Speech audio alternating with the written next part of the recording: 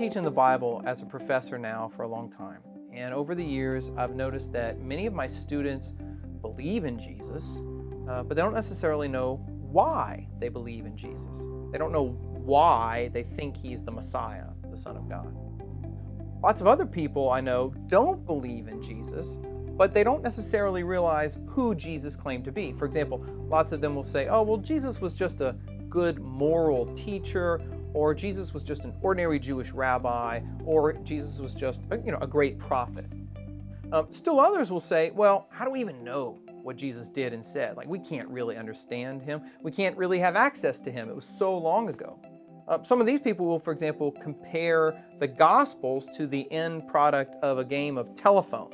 Maybe you played the telephone game when you were a kid. They'll say, well, the Gospels are like the telephone game, where one child tells a story to the next child, who tells it to the next child, and it gets changed over and over again until at the end of the game, the story that you end up with is nothing like what you heard in the beginning. Is that what the Gospels are like?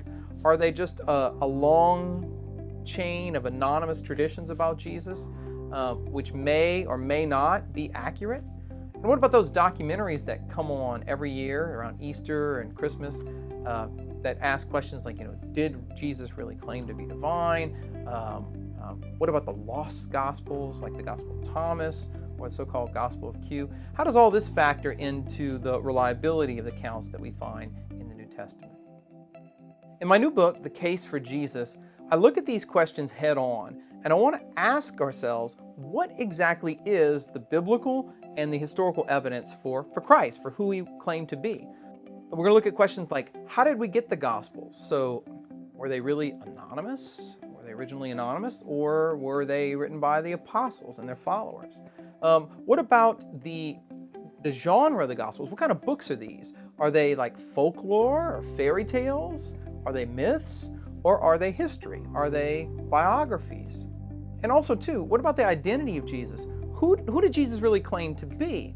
Was he just a prophet or a great teacher or a rabbi? Or did he fulfill the prophecies of the Messiah? And most of all, did he actually claim to be God? Did he claim to be divine?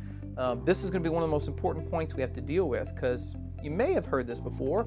There are lots of scholars out there who say that Jesus only claims to be divine in the Gospel of John, that he doesn't claim to be divine in the three earlier Gospels, the Gospels of Matthew, Mark, and Luke. So what about that? Is the score 3-1?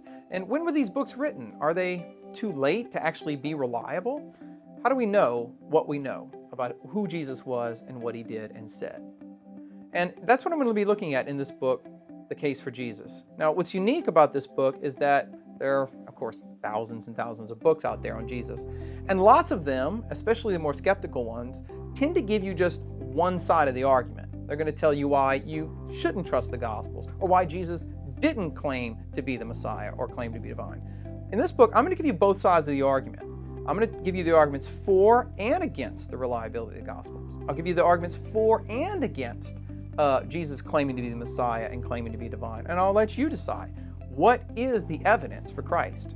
And there are also lots of books out there that claim that Jesus never said that he was divine, never claimed to be God. But one of the things I'll try to show in this book is that when you look at the gospel evidence, when you look at the question of Jesus' divinity, you've got to pay attention to his Jewish context.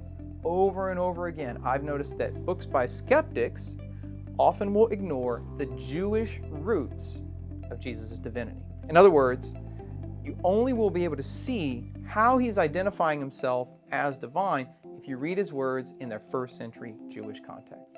So, if you've ever been interested in the question of the origin of the Gospels or the divinity of Christ, if you've ever wondered who was Jesus and how do we know, whether you're a Christian or a non-Christian, Protestant or Catholic, whether you're Jewish or Muslim, atheist or agnostic, believer or non-believer, or maybe a little bit of both, if you've ever wondered who was Jesus, then this book, The Case for Jesus, the biblical and historical evidence for Christ, is for you.